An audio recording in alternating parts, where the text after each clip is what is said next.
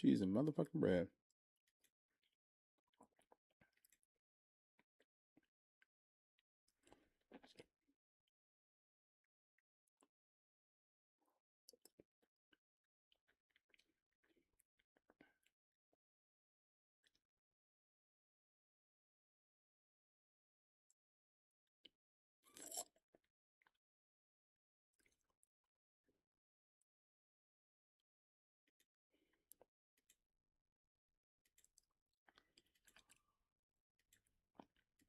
All these damn extra Facebooks open.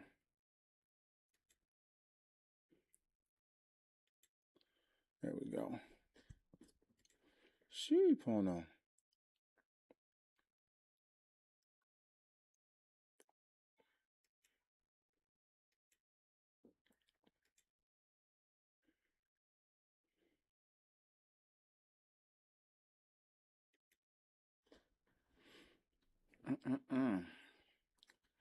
Damn.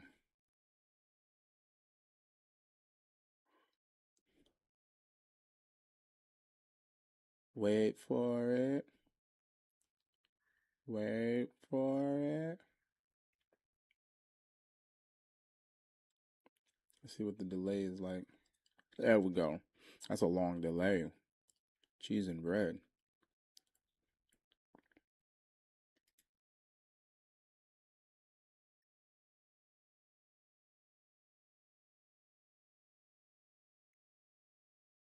Yo, what's good, Jay? What's moving, bruh? All right. Let me make sure the TikTok is connected, WebSocket connected. All right, good. Jay, say something. Type something else. I want this thing to read the stuff to me. I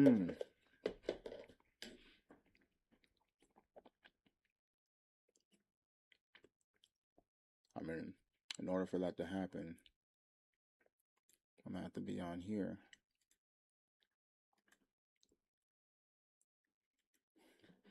All right, what's goody? What's goody? Can you hear me? Cooling, just getting home. That's what's up. Glad you is good. Cheese and bread. All right, I'm about to go ahead and start everything. It took me a while. I don't know why it was acting weird to get all this set up again. That was a little frustrating, but now I got it. I'm gonna get straight into it.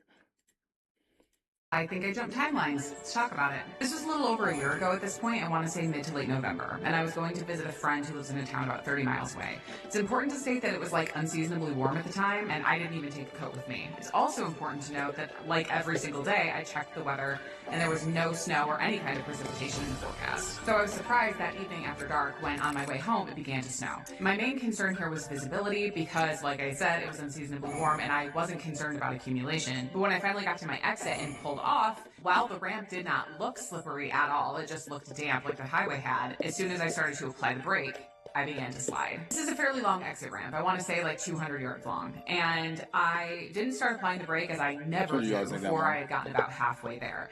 I was probably still going about 50 miles an hour at this point, and as soon as I started to slide, I knew that there would be trouble.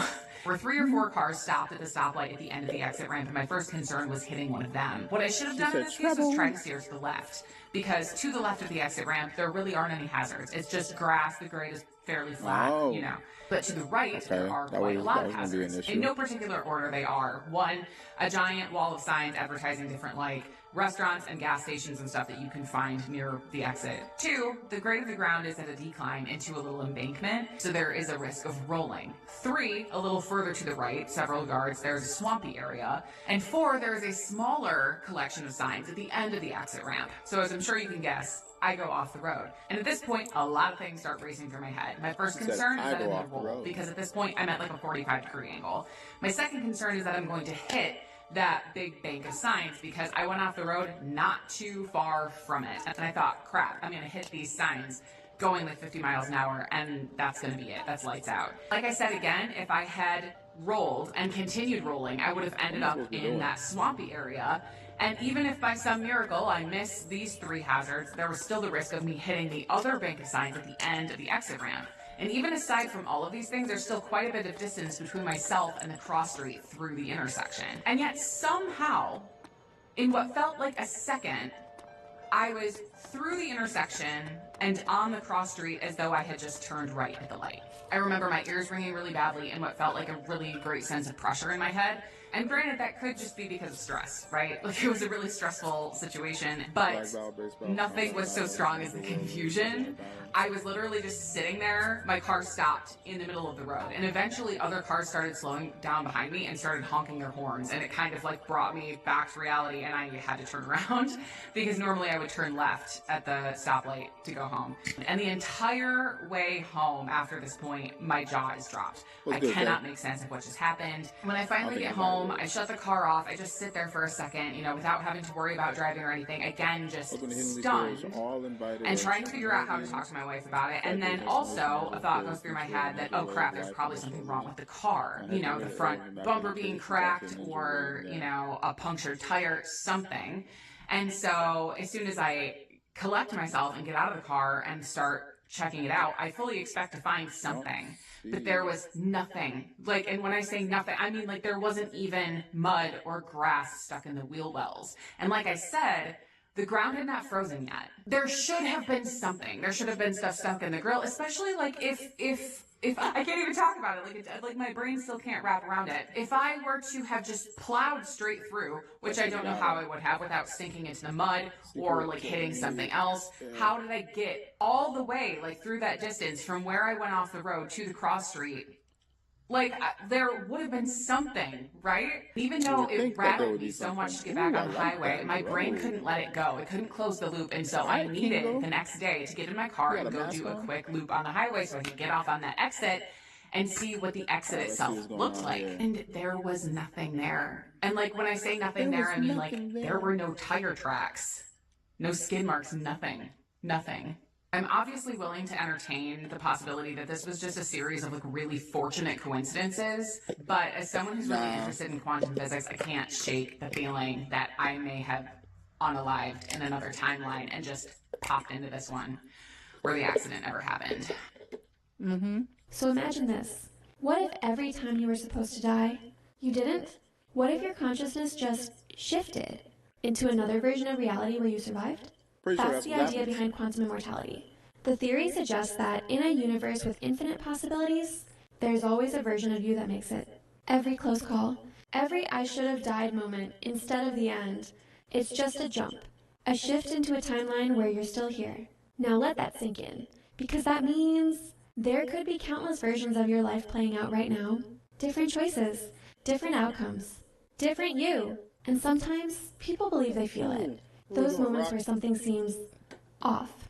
Let's watch the stories. Okay, so I want to talk about quantum immortality, why I think I died in 2023, a version of me died in 2023 in this car accident that I was in, and how our decisions create timelines. So back in 2023, I was in a car accident. I was sitting at a red light, and this woman crossed over 3 barriers and hit me directly in my car door. That's not even the craziest thing about it, though. The craziest thing about it was the fact that my boyfriend got into a car accident that same morning, literally less than a few hours before. And I'm convinced that, and I can't say like, oh, I know it wouldn't have happened if I didn't do this or if this didn't happen, because we won't know. There's no way to know. But I'm convinced that because of certain decisions and like odd synchronicities and just weird encounters that took place from the night before his car accident leading up to my car accident, I'm just convinced that like everything had to happen exactly how it happened, because at the time, I was on the journey of literally being like, I need to become a different person. I want to become a different person. I was standing on it. And I didn't realize that what I was asking for required an entirely new identity from me. And what a lot of us don't understand is that when you actually decide to become a new person, you do not get to control what your reality chooses to recalibrate and reorganize around your new identity. Because when I was like, I want to become a new bitch, the universe said, oh, bet, all this got to go, though, because that's in alignment with your old identity. And so at the time, I was experiencing spiritual awakenings. I was experiencing getting some of my biggest manifestations, but I was also losing so much of what was attached to my old identity, right? So the night before my boyfriend's car accident, this was the main thing. This was the catalyst. His charger broke. And it wasn't bent, it wasn't broken, it just stopped working. Just randomly stopped working. And I remember asking him, I'm like, do you want to charge your phone on my side of the bed? And at first he goes, no. And I remember hearing, I was going to say, are you sure? But something in me was like, don't say anything. And we just sat quiet with each other, maybe like 3 seconds. Because he was contemplating, I was contemplating, and then he was like, actually, yeah, fuck it, throw it on the charger. And I was like, okay, bet. So I put his phone in the charger, we go to bed. I'll never forget, it's 7:42 in the morning the next morning. His alarm goes off, but I know it's way too early for him to be getting up to go to work. So I snooze the alarm because he doesn't wake up. I snooze the alarm because I know he has multiple alarms set. The phone never went back off. Either it went off and we didn't hear it, or it just never went back off. Either way, he woke up, he was late for work, it's like 9 o'clock at this point. He gets up, he rushes out of bed in like 10 minutes. He gets out, leaves in like 10 minutes, right? So I remember feeling so guilty because I'm like, damn, like I literally snoozed the alarm. Like, this is my fault. Shame on you. And I couldn't fall back asleep, and I remember something telling me to check his location. And so I go to check his location, and I see that his dot is like stopped, and it looks like he's stopped as he's getting on the highway. And so I text him, I'm like, hey, you good? And he's like, yeah. And I'm like, okay, but you made it on the highway though, right? And he's like, no, I just got into a car accident. Like, nigga, what is wrong with you, bro? Like, why did you lead with that? Why do I have to pry that out of you? Like, huh? Right. And I was like, oh, like, are you okay? Like, what's up? And he was like, no, I think I'm good. He had just rear-ended a car getting onto the highway. And so he was like, I'm good. I think I'm good. I think I can drive. I'll be good, but I'll let you know. 10 minutes later, he calls me. He's like, no, my car's fucked up. I gotta get a tow truck. Can you come get me? And I'm like, all right, bet. So we wait on the side of the road for maybe 2 hours for a tow truck. He calls his insurance. His insurance is supposed to be sending a tow truck. This is the first weird encounter that happened on the way to my accident, right? So finally, after about 2 hours, a tow truck pulls up. Mind you, the tow truck is supposed to be free because it's through insurance.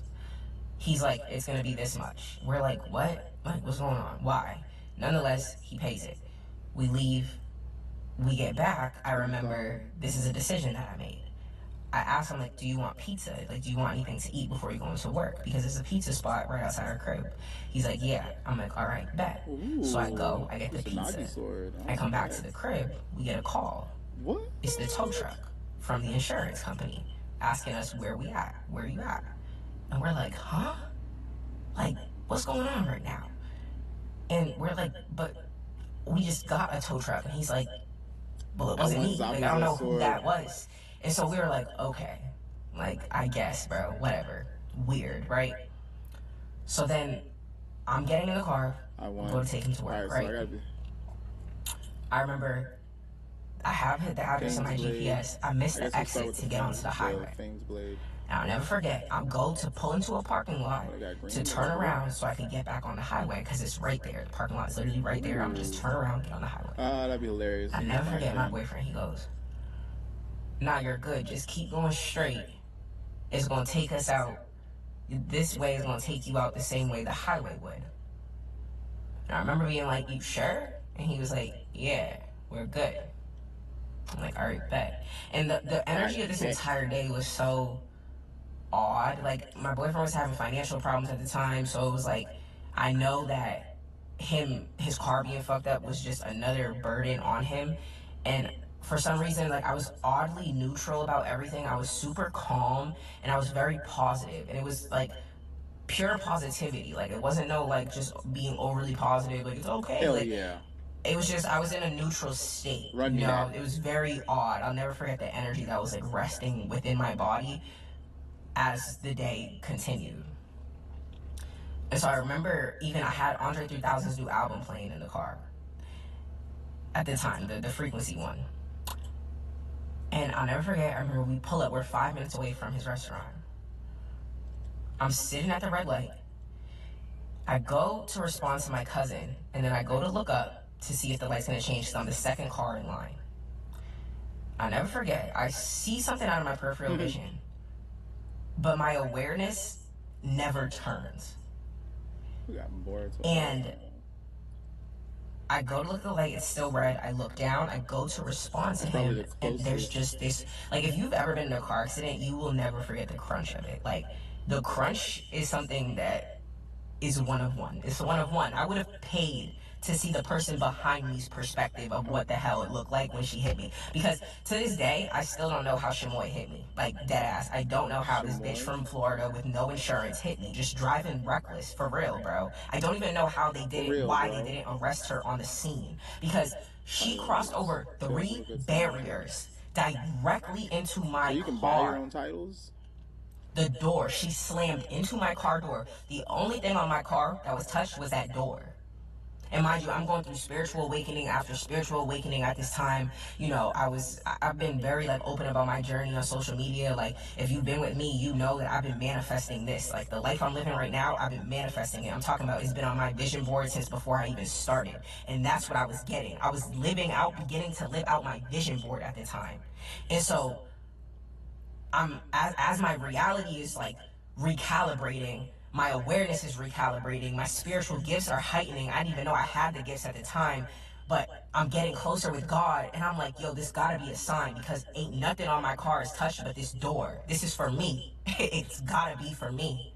And I'll never forget, my uncle had passed away maybe a month before, and I'll never forget feeling like, my uncle was a really big dude, and I'll never forget feeling like a bubble over me in that very moment. It was just like a bubble. And then I just remember being like in shock for a second because the window shattered, but there was no glass on my seat. I wasn't touched. The door stopped right here on me. Like, for real, the door stopped right here on me.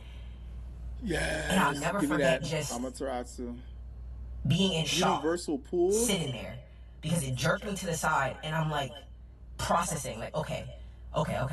First of all, Almighty my push. car's fucked up. I know it's done, but what is the odds that my boyfriend got into a car accident the same morning? What's going on? What is going on? And then I'm thinking, like, yo, the only reason why I'm here right now, I'm still resting in this state Shark of bomb. awareness, is because my awareness did not turn when I seen that car coming. Because if I would have turned when I saw in my peripheral vision, because what I saw was her car. If I would have turned and seen a car coming directly at me, it would have been over with. I would have died for real in this reality, because my brain would have been like, oh, fuck, it's over. Because I couldn't go anywhere. There was a car next to me, a car in front of me, a car behind me. It was over. Excuse And me. I'm convinced a version of me died in that reality, and this version of my awareness got to live out my mission in this one. If you stay with me, I love you. Thanks for witnessing me. When I was 16 years old, I was in quite literally a fiery bus wreck. I was Excuse me. going through New Mexico in Oh a my school bus gosh. with a group of like 11 or 12 other Why girls. am I We sneezing were so heading much? back to Colorado. It's January, so it's Crazy. snowy, icy, whatever. Basically, the bus just catches a patch of black ice. We spin around on the road, and then we roll over into a ditch. The bus, like the way it landed, like stopped Hey. rolling, was like on its like roof. Diesel fluids like running down like the top of the school bus. The bus catches fire, literally burns to the ground. We had gone on a trip. We all had like luggage and everything with us, and the adults that we were with were not very competent, so they stacked all of our luggage in the very back of the bus where the emergency exit is. So whenever the bus rolled, we could not get out. Like, we were stuck inside, and all of the luggage and everything was blocking the way out of the bus. It felt like we were in that bus for like a long time trying to get out, like a long time trying to get out. Some people saw the bus, like saw the wreck and everything. They pulled over, and they were able to like come over and like open the emergency exit from the outside and start throwing luggage out and just like pulling all of us girls out. But it felt like so long. It felt like a long I time we were shouldn't have stuck did in that, but that hey, I bus. had Brother to. David, that's the man that was like the dad of the home, whatever.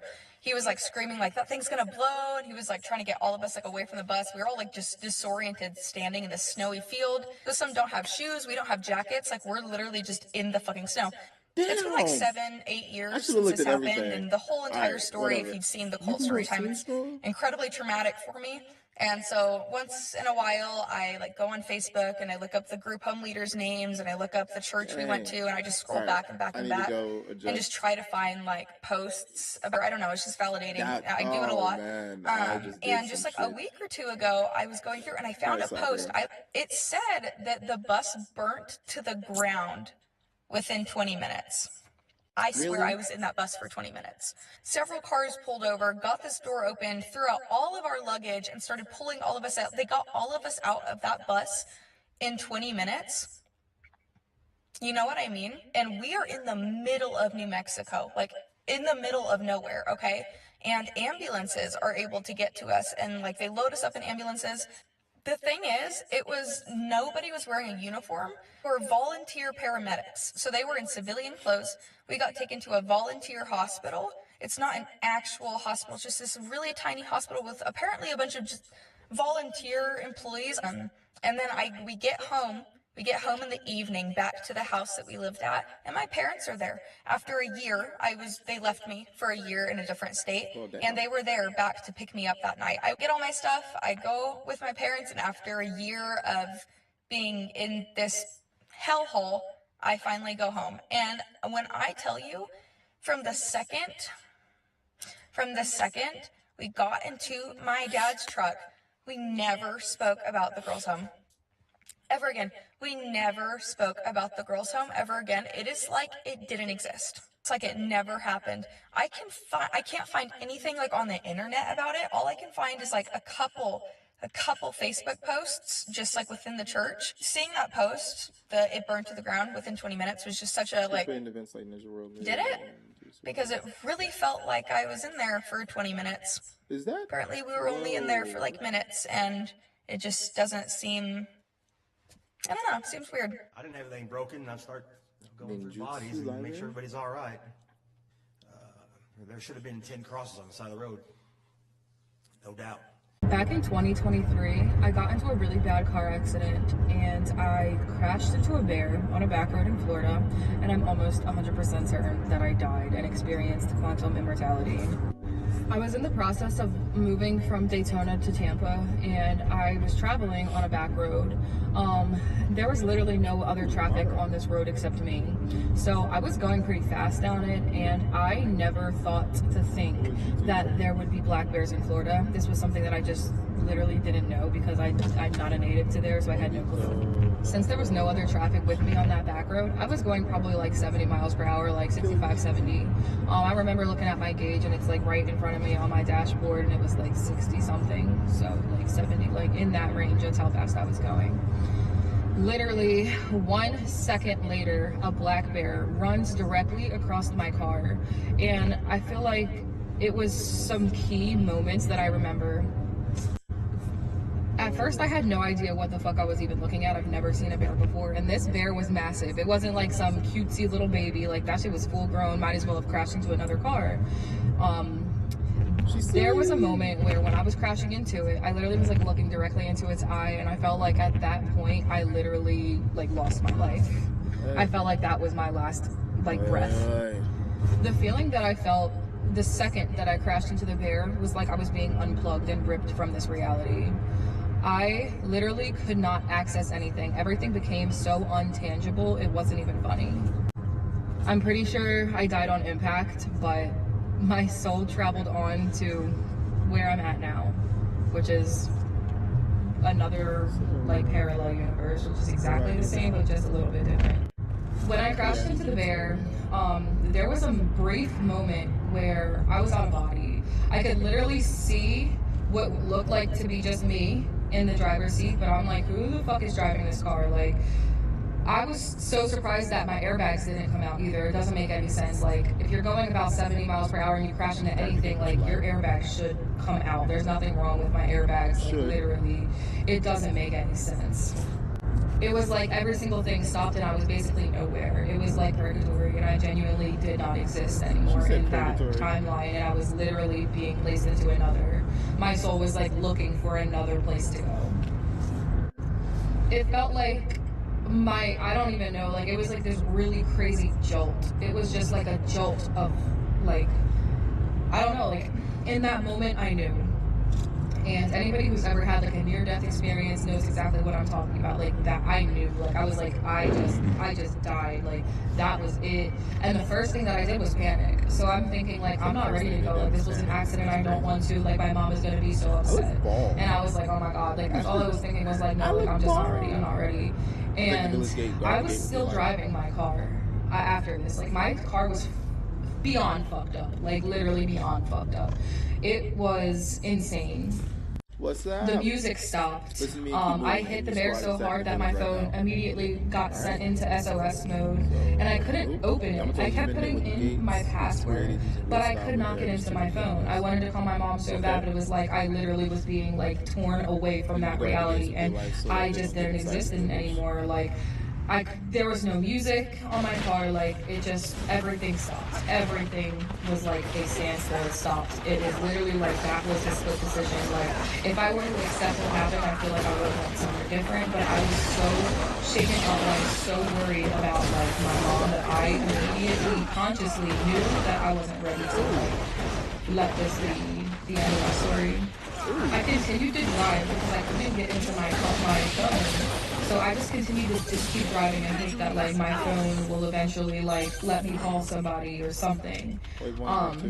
Literally I drove probably for about a mile and I just felt so like, completely out of body. Like it didn't even seem real at that point. Like it didn't.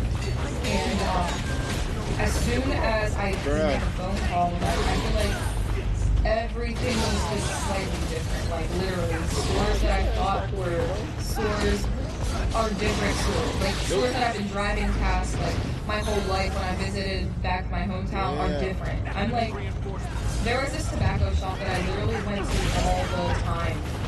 all the time, and it had a different name. I'm like, when did y'all change your sign? Like, what are you talking about? I'm like, what are you talking about? He's like, what are you talking about? It's been this way. I'm like, it really drives me crazy. That entire experience has like shifted my entire reality. And like for some reason, like I couldn't make peace with it for the longest time. I felt like genuinely somewhere else I was being free, and like our souls literally do have the option to just move on into a parallel universe, which is exactly the same as the last one, or you can, go somewhere different. I don't know, but. This story deals with a possible timeline jump that came from someone named Elizabeth, and she said, I drowned when I was 15 and I still remember every detail 15 years later. She said, I know I'm talking about I can't make something happen. She said, today for 36 years, I stopped in the house just in 2003, and she can still remember every detail vividly and what happened yesterday. I want to know in a very elegant way, and so I'm going to read this story word for word as opposed to putting it in my own words because I want to make sure that I get every detail correct. This is what she said. Every summer, my dad would take my brother to our grandparents' house, my daddy's parents, to swim in their backyard. They had a pretty big in-ground pool that had been around as long as I can remember. Over the years, it became summer over time. Whenever school let out for some free pool, if there was anything to do with the house, I knew it was summer and make use of the pool as much as we could. They had a curling slide that required a ladder, as it was roughly 12 feet tall, and a diving board in each company. To us, it was better than going to a water park because it was private, secluded, and fenced in. Pretty much a dream come true for any kid who loved to do cannonball from a running start. I should preface this by saying Derek and I were, and are still, excellent swimmers. We were in a very cool weather, but I was to be able to improving more when I there. The day in question was just like any other. Derek had just gotten out of the pool right off and we were playing Pokemon on his Game Boy. There were pool chairs and tables lined up on the side, and I distinctly remember Derek sitting on the floor and watching the step of the diamond. Before I turned on the I remember the country sky and the storm coming. They were exceptionally dark and sunny, so I figured I'd take one more dive before it started to rain. I jumped in, hit the bottom of the pool, and remembered yelling from impact. Maybe a natural reaction at the time. I'm still not sure why I recall doing that. I wasn't an idiot when it came to swimming and never had any issues diving before. When I opened my eyes, I half expected to find myself coughing up water at the surface, but I didn't. I didn't see anything except darkness. Not just darkness, but pure, unfiltered black in every direction. I distinctly remember thinking, that's weird, are my eyes still closed? Level increase. I reached out my hand but couldn't see it. I felt myself moving and even caught myself blinking at one point, but I still couldn't see anything, which in hindsight should have freaked me out. But it didn't. In fact, it was the calmest and most relaxed I'd ever felt in my life. It felt like I was floating, but there was no weight to my body, at least not that I remember. I could still feel the sensation of my arms and legs, but I didn't feel anything beneath me, and I accepted it without any fear or worry. I didn't feel any pain, I didn't feel an ounce of fear, but I remember thinking, or maybe even saying out loud, so, this is what death feels like? Feels kind of nice if it is. I can't remember the last time I ever felt so calm. It was half a joke, half acceptance. So the sensation of floating without a care in the world lasted for what only felt like a few minutes. Long enough to take in every sensation and notice how odd it was that I couldn't see any part of myself, no matter how many times I put my hands out in front of me. Suddenly, all the blackness started flickering pink and red in the distance. It was subtle at first, but then that's all I could see, a reddish pink glow. And that's when my eyes actually started to hurt. All I can say about what happened next is that I felt like all the pain and fear I should have been feeling hit me all at once. My throat hurt, my stomach hurt, my head hurt, my eyes hurt, and I could feel my body laying on a rough, hard surface. I opened my eyes, remembering how odd it was that I suddenly could.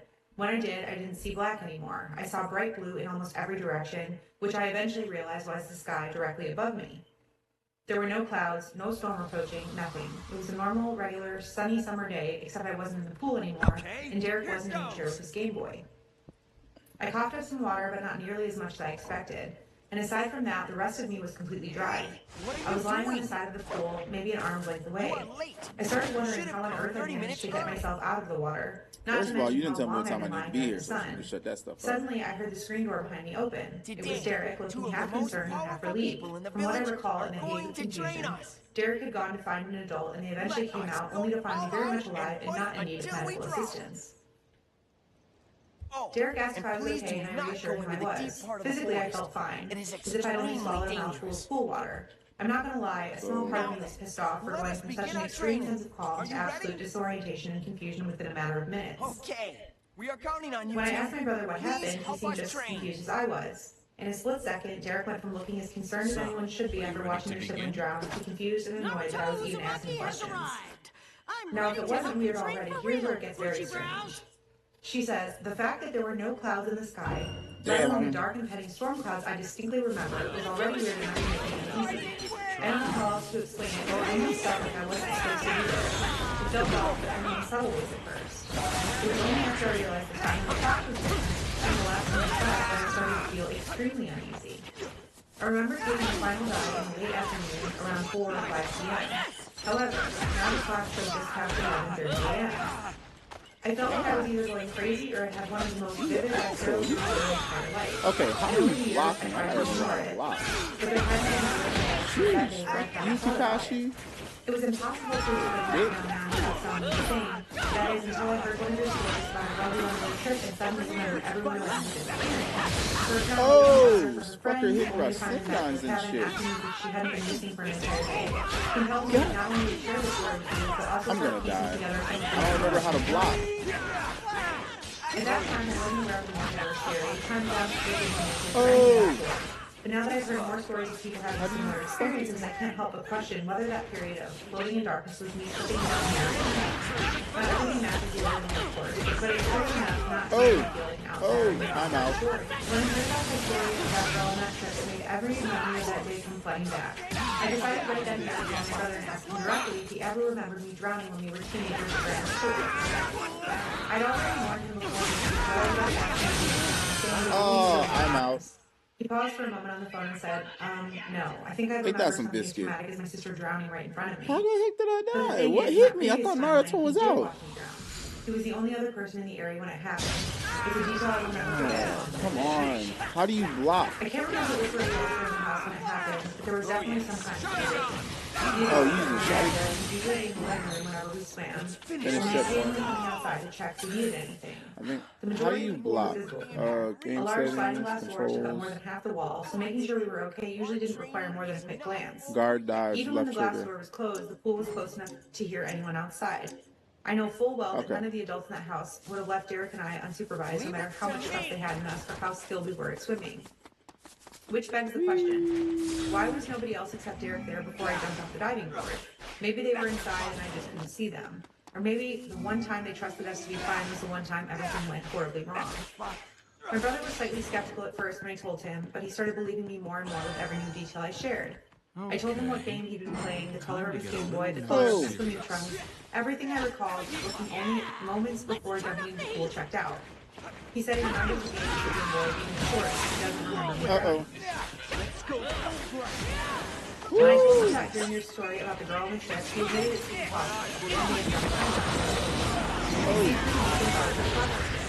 I told him, you do realize that my dad so many fucking shadow clones. Get off my backside. Oh my god. They're fucking everywhere. Out of my fucking face. Oh, you're so annoying, Naruto.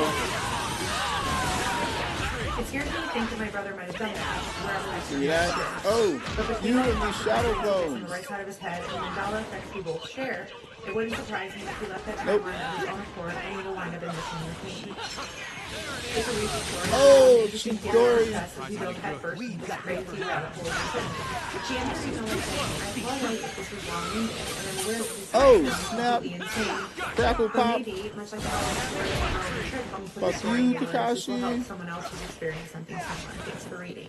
I'll be honest, I'm not sure what this Alright, using the wired kunai, Elizabeth, thank you so much for sharing this. It's like playing a Spider-Man game. Shed some light or a similar experience. What I'm noticing about Alright, stories set like two. this is there What we are got so now? many people that are Infinite starting freaking to shadow come out and clones talk coming about up? what they believe to be a glitch in the Matrix or a slip in a timeline. And as we're learning Glitch in the more Matrix. about the time-space continuum, Is that one of them right firing there? up the CERN particle accelerator, it just begs the question, is it possible for us to slip into other timelines, especially when it comes to avoiding death? I will be fine on my own. Quantum immortality. If you're not sure what that is, it's a theory that if you're about to be unalived and you don't think it's your time yet, Oh, yeah, you are I need able that. to quantum jump into another reality or timeline and continue living your life. So listen to this story. So Let's this man replenish worked this at health. his local gas Yeah, station, boy. and he said he was the only one at the store at the time. He looks about the window and he sees somebody pull up to one of the gas pumps. He said he's not the best at identifying cars, but it looked like a middle to upper class, fairly new, white four-door car. He says a woman gets out of the car and she starts walking towards the store door. And it You're so looks annoying, like Kakashi. she's out of it, like in some kind of a maze. She approaches the door and she just kind of stares at Got that ass. for a few seconds before she opens the door and comes inside. Oi, oi, oi. She doesn't look confident. Oi. Looking at anything. Y'all are so annoying. Get up off me, ho. He finally says, "What's up? Oh my gosh, Kakashi, you're annoying. She notices him, and then she proceeds to ask him the weirdest question he has ever been asked while just dead. Boom.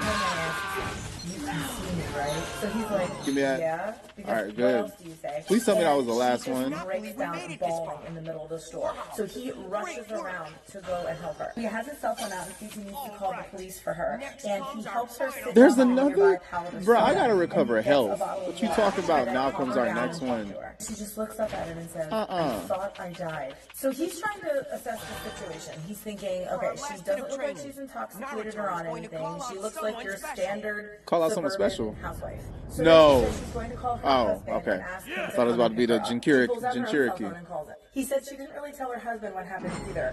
I can take Gaba. Get an Uber to get to her so that he could drive That's her not too home. much. So her husband says that he'll be there as soon as possible. Oh my and gosh. hangs up, and then she starts to tell him what happened. He just to likes her. to keep She said she throwing was out to dinner with freaking friends, water and she was things at driving you home the by whole time. herself, Where's he going at? through the Where you main at, Gaba? intersection. A big truck Where the fuck ran did over you go? and smashed right into her. He says to remind everybody that her car is still sitting out there without a scratch on it. He said Up, ho. shoving Ow. her car into a hole. Let's get him. Her car flipped up to the air horn and then everything went black. He's still crying right now.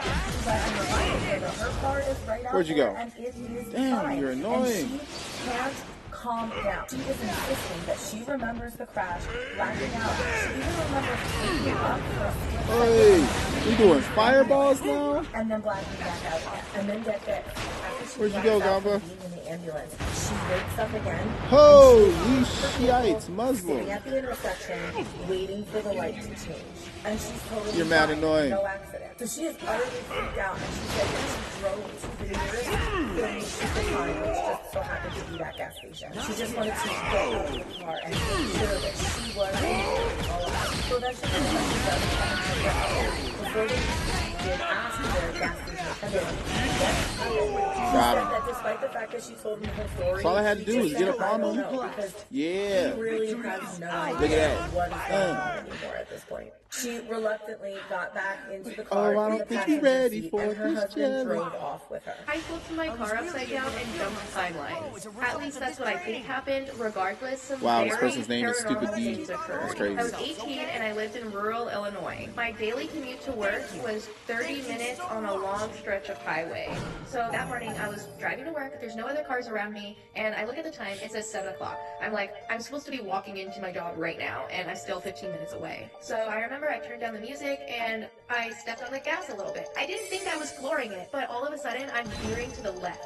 Later when we went back to the scene, it looked like I was sliding on loose gravel that was in the road. So now everything is going in slow motion, right? I'm looking at where I'm going to be heading, and I'm about to cross through the left lane. And all that's there is a big field with like a 10-20 foot drop. I don't even know. Springtime so I can see my future. I'm like, I'm gonna go notice, flying and land in this field. Like I'm done. So I overcompensate the wheel and I just go all the way to the right. So now my car has completely like to the right, and again, slow motion. All I see in front of me is tree trunks, just a dense wall of tree trunks that is very close to the side of the road. And I'm going fast. So when I see that, I accepted that it was over. Like, I don't even know how to explain it. It was like an automatic thing. I was like, I'm done. Then all of a sudden, my right wheel starts to come up, and that's where I black out. By the way, I don't understand how physically I'm going to the right, but then I roll this way. So I black out, which is crazy because that does not happen to me. I lost consciousness. I don't remember hitting my head or anything like that, but next thing I know, my car is upside down, and I'm laying on the ceiling of the car, like literally in like fetal position, like this. Like I was placed there by like an angel or something. By the way, in my car, I had a board game. I was like in my backseat. When I woke up and I was like this, my head was in like the lid of the board game, and there was everywhere. I really hope I don't mess this up for us. Head, like my hair. So I wake up, I feel normal, like I don't have pain, but I'm like panicking. I didn't know if my car would like blow up. It was still on, and I was like so scared. But when your car's upside down, you can't exactly open the door to get out. I called 911. The operator was like very rude, but thank God, like pretty soon after I woke up, I hear a man's voice being like, hey, are you okay? Like, is there anyone in there? And I was like, yes, and I put my hand on the window, and this sweet old man named Cliff helps me, like, open the door. He had to dig a hole, and he Are those boxing gloves? Those are and boxing some gloves. other men stopped by, too, and were, like, helping me. The ambulance took forever to get there because I was between two counties, so they couldn't decide who to send. So finally, an ambulance comes, they check me out, they put a neck brace on me, and then, this is weird, they were like, I don't know if you want us to take you to the hospital because it'll cost a lot of money. I was like, oh, it's gonna cost, like, my parents' money, like, I don't know if I can do that thing. So I went to the hospital for 15 minutes, but he happened to be a other guy, but, like, I don't think he does say, crazy, like, this guy Cliff was, like, a saint, and it was so crazy that he happened to drive at night. He said that he was on his way to another town to build a ramp for a guy's house to take his wheelchair into a wheelchair. And when he took me into the hospital, he wheeled me in a wheelchair, and at first the nurses just saw him and they didn't see me. And they were like, hey, Cliff, and all the nurses knew him. He just painted the hospital walls for free. Like, he's just like a beautiful person. So anyway, I get checked out. Everything is normal. All of that, like, literally have to say like, I barely had didn't make any sense that there was that much. All I had was a little gap right here, my eyelids on the scar right here, and then like a little piece of it here. I had no person after my muscles, I just felt like my muscles were so sore and whiplash or something, but like no bruising. I don't know how I lost consciousness, and I don't know how I got the cuts because there was no glass in my car. Like the windshield obviously shattered, but it doesn't go inside. It just like cracks and crumbles within itself. Glass might have been outside the car, but there was zero glass in the car. I have no idea how I got any cuts and no bruises. I lost consciousness. I don't know how and I after got. for weeks, I had this weird feeling that I was supposed to be like doing mundane things, like watching TV with my mom. Like I was like, how am I here doing this? I can't explain it, but it was such a intense feeling. Like I'm not supposed to. So I later learned about a theory that he passed away to go to another dimension where he didn't pass away. I was like, that's actually weird. My dad had sent me a watch that belonged to my great grandma, and I was wearing it, and I honest. After I got into action, it no longer worked, but it was not broken or physical. It just was no longer like How does one understand a near-death experience until people experience it in two different ways? Let's set the scene. It was my third pregnancy. I had already had two C-sections. This pregnancy I have a vaginal birth, which is called WVAC. They're very risky because you had already been cut open twice. They're running the risk of you rupturing and you and the baby losing too much blood and dying. If you do rupture, there's a 16-minute window before there is mortality. Now, when I'm laboring, I'm feeling something is off. I tell the doctor, I think it's like they're going great, but I have a feeling something is off. Oh, no, everything's great. I'm like, no, I just feel like something is really wrong. I think you guys should take me to the OR now. They're like, freaking chicken model. Thank goodness they switched shifts and another doctor. Oh. Black lady with locks, they couldn't see her because she came in and she said, thank you so much for go to the OR. We going with chicken model? I just got laid the fudge out. Something is really wrong and I need to go now. We go down there and guess what? I am ruptured. She sits there with that, like, we've been on a table for 20 seconds. Now, we have to see. Why won't it let me use Amaterasu? Why do you think I'm awake? I feel breathe. No, I was not getting enough oxygen. Oh my God, they are picking me up right now.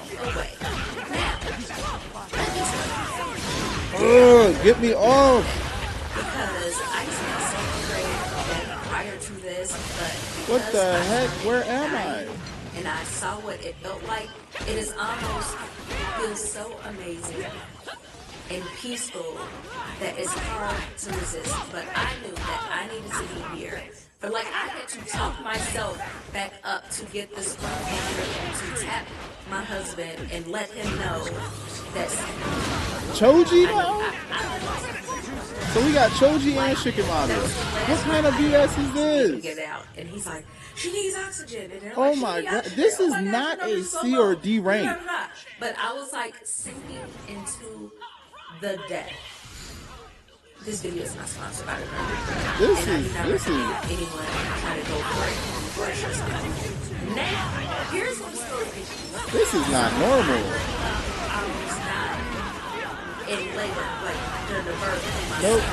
My mom's like, there is way too much going on here. When your husband came out the room and he was crying and he was saying, you were dying and you were in a blood transfusion right then. That was the scariest day of my life. And I said, bruh, I'm getting hit like twice and I'm dead. And she's like, yes, you did. And I remember oh my gosh, what is happening?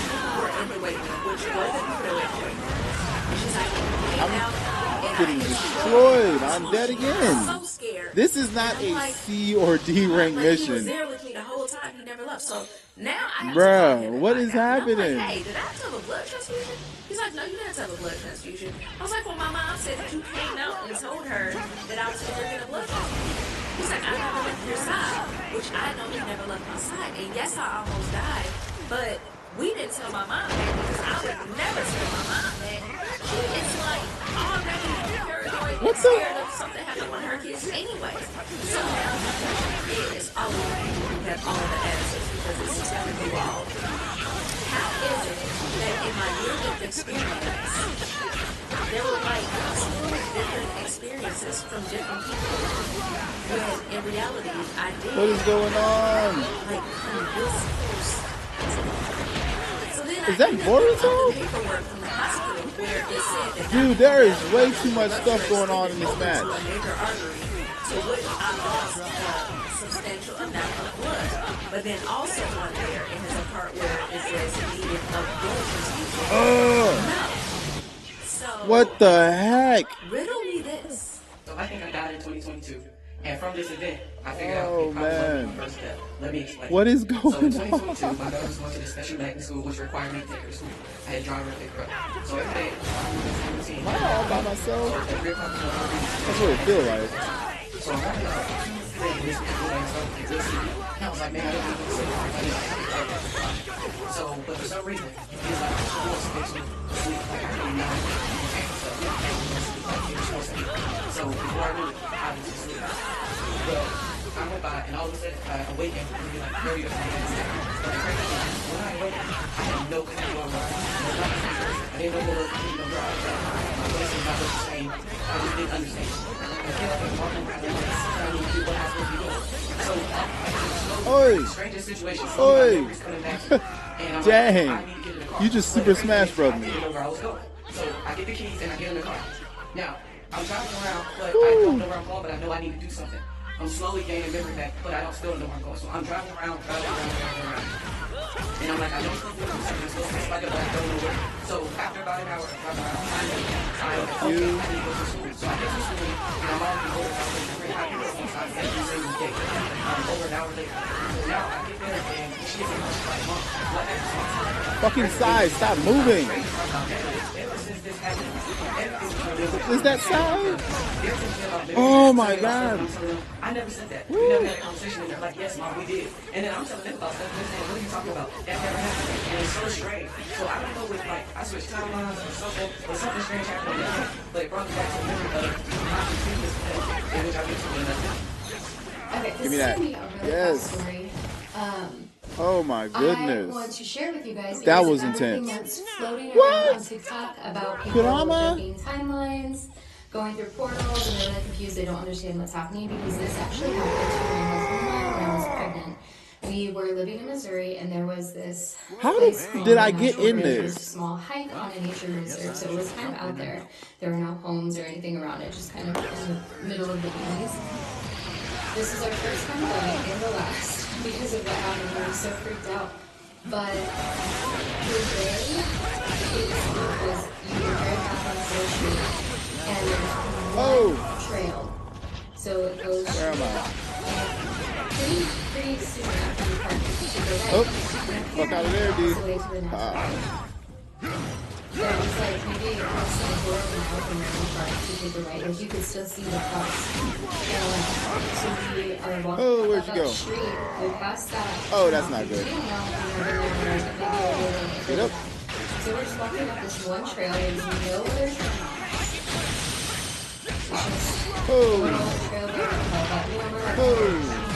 I was pregnant, I was like, let's just turn around. Somebody just died. I heard that shit.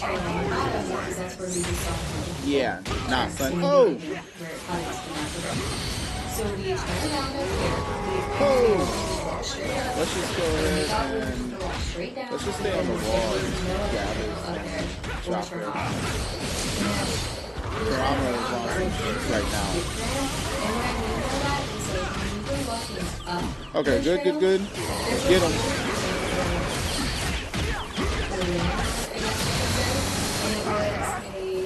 Someone had made a fire pit with stones around it, and there was a little log stack. And I was like, oh, that's cute. And I just noticed it because like the only thing that was there that was besides trees. So did y'all know that would happen? Saw that, and we had just walked up past it, did not go very far. Turned around and walked down. Now it's still a fire pit with stones, but there's no log there, like the center of the earth. And then this is where it was weird, because there was 7 of them that turned off to the left. So we were like somewhere fuck out the way, dude. Or maybe we did turn off in that way, so that we did not see at all. And it was like clear, like a clear path, like really so we take that, and when I tell you, that's so lost. The dogs were just too good. At this point, we was telling the dogs to guide us because we didn't know where we were or how to get back. We couldn't get back to where we were because we didn't know where we were at. We found the creek to follow because we knew like we parked next to a creek.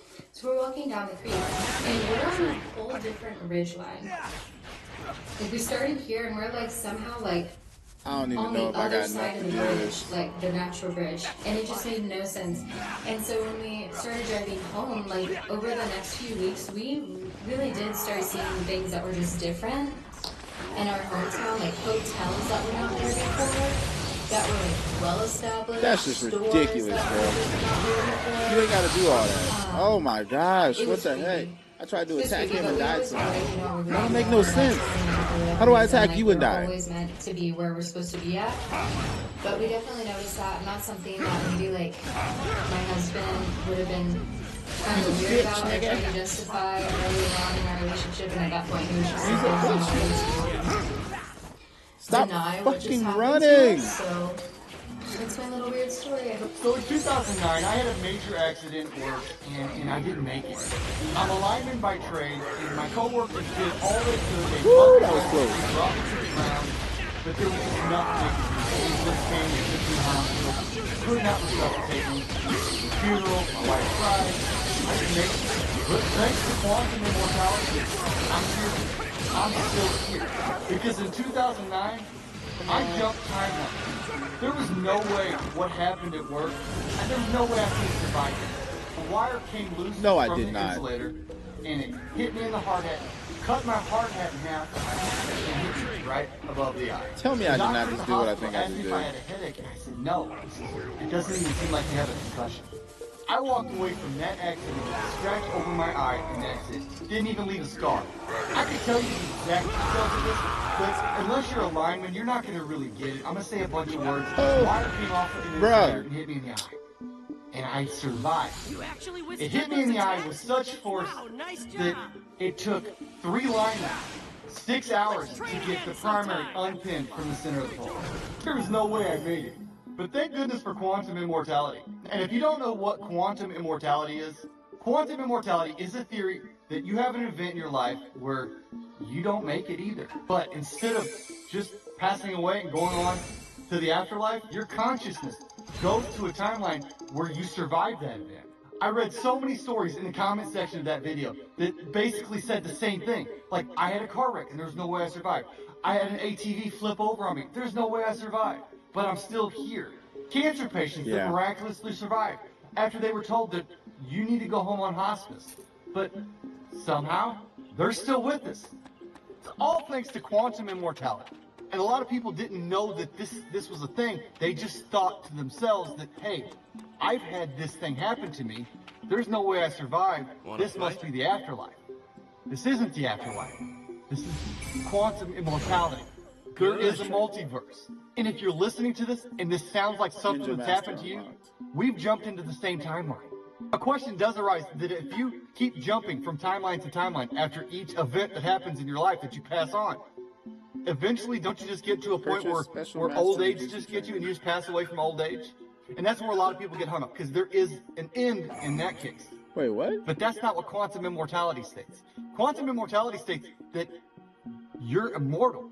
You're going to continue on to timeline after timeline until you reach a timeline where death doesn't exist, where something happens, where they invent something, where you just keep going.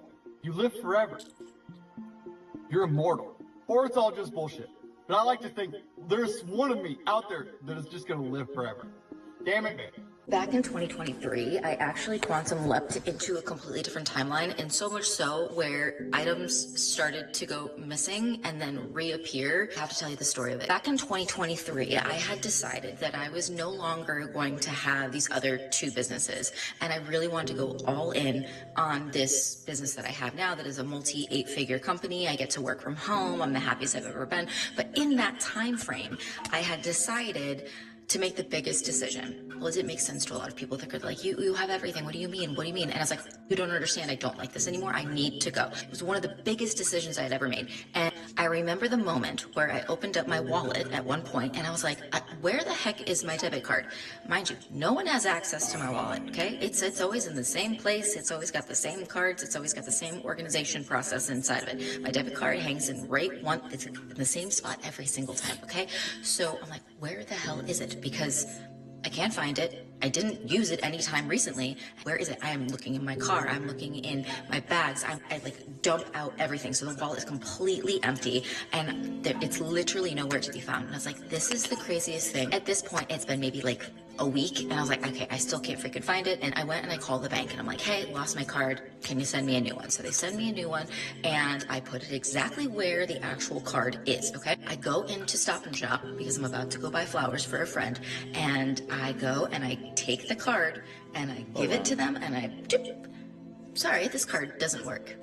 what do you mean I just got this card? What do you mean it doesn't back into the little slot where it was? And I'm like, oh, okay, I probably have cash. So I go looking for the cash, and I was like, and there's another debit card in there. Mind you, I had completely emptied this. The debit card is there, and it's the new one. So the one I had used was the old one, the one I had been searching for everywhere, that was nowhere to be found. All of a sudden it ended up exactly there. I'm standing in Stop and Shop with the two cards, completely perplexed, because I go, what do you mean? Where did this come from? I, to this day, still cannot understand what timeline had happened, but when I tell you, right after that moment, right after I had made this big decision, and life just unfolded in the most insane way. And I am convinced that there was a quantum leap, timelines, realities. The second I had decided to become this person I definitely wanted to be, and I immediately was like, that's it, I'm this person, this is what I'm doing. I'm no longer this person anymore. I am this person, this is what I'm doing, this is how I'm creating. And then that's when things started to get kind of crazy in the timelines. There was duplicates of things, and that's not even the only story, but that's the one I'm planning on telling you today. Oh, I remember that one. Oh, great. I promise, I believe that me and my kids jumped the timeline. Because look, y'all, I know y'all wondering why I'm laying in the hospital bed wearing this neck brace, right? So look, I was driving, coming from Walmart, me and my kids.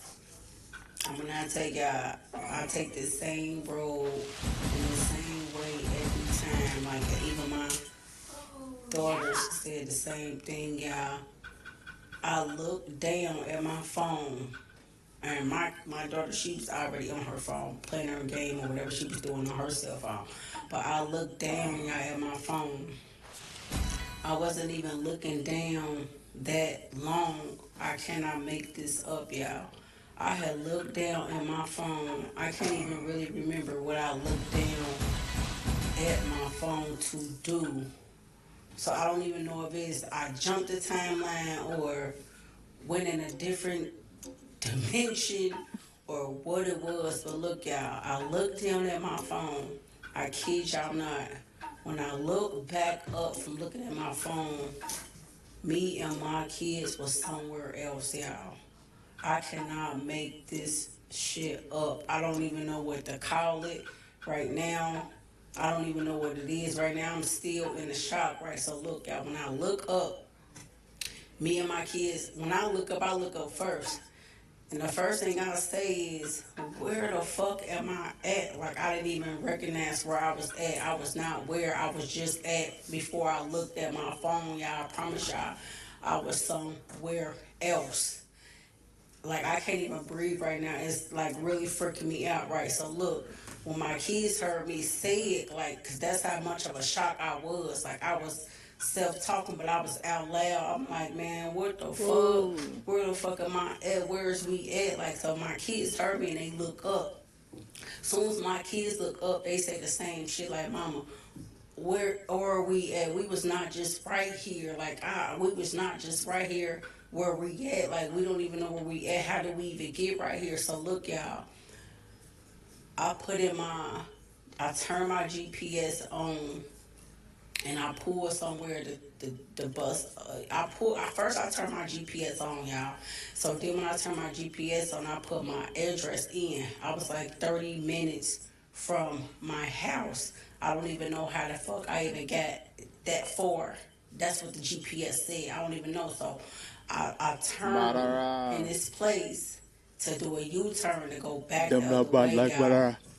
When I tell y'all, when I pull out of this place, I need that. Go back I the need other that. way, and I come to There's a stop. so much that you'd be able to do.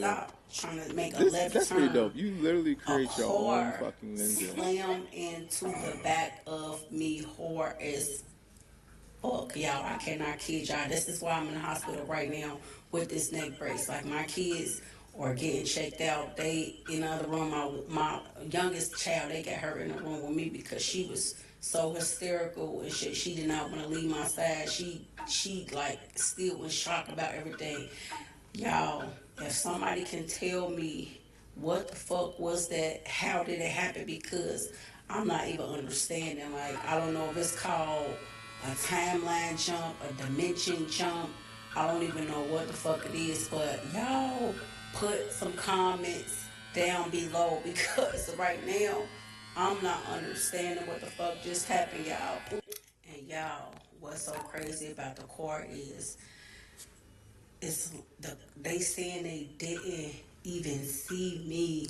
It's like I just appeared out of nowhere and they didn't even know I was there until they hit the back of my shit. Y'all, was like I came through a portal or something. Either I came through a portal or they came through a portal behind me, and motherfucker didn't realize because they did not even see me until they actually impacted my car, y'all. And I was sitting there when they slammed in the back of my car, y'all. I promise y'all. So somebody help me understand what the fuck is going on.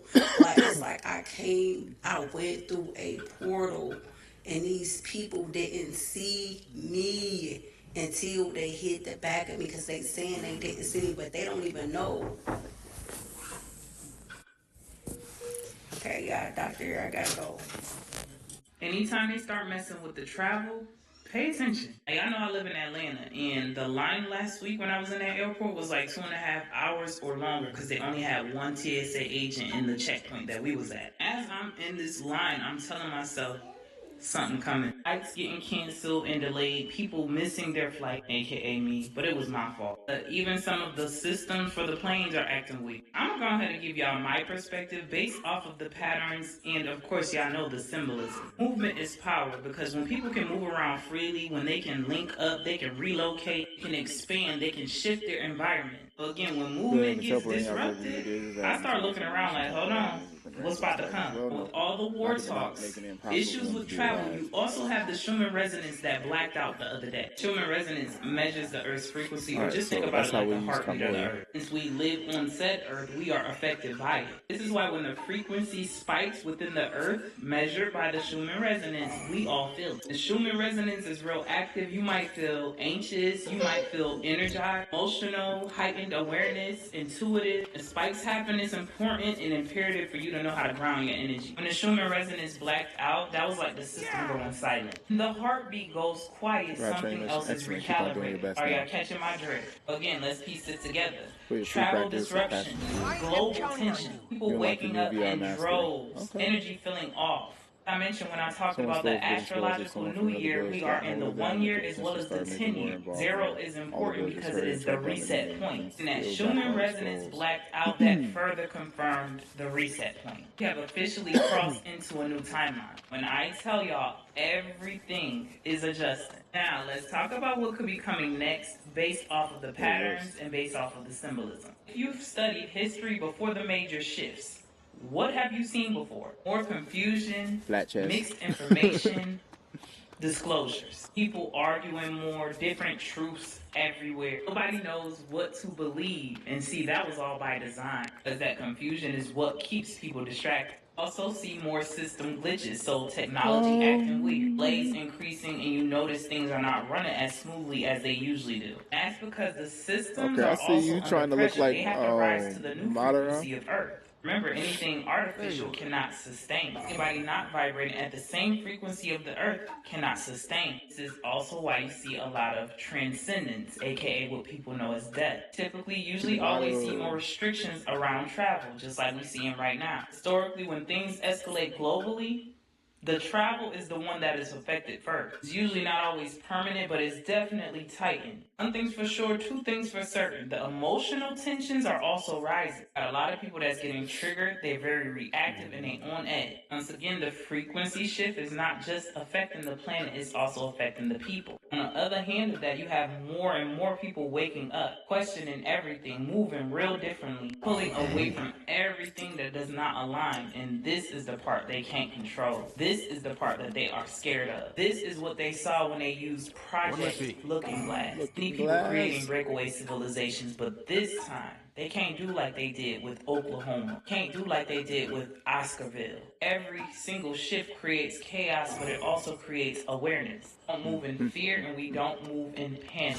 Only awareness. It's about paying attention, because when you're paying attention, you move smart. Stay prepared, you trust your intuition, and you're not getting sucked into all them headlines. You're doing exactly what they're meant to do. Because you gotta tell yourself, while everybody is focused on what's being shown, better believe that there's something happening underneath the surface. You don't have to know exactly what is coming to recognize the patterns before it shows up. Notice, I told y'all to pay attention.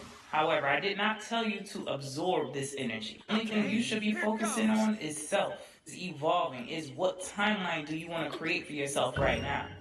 I'm from a different timeline, and I think I have proof. So a few days ago, I was going through a box of photos, and I found a photo that completely threw me off. It's a photo I've never seen before, and it apparently belonged to me. So back in whenever this was, it doesn't even have a date, so I can't even tell you.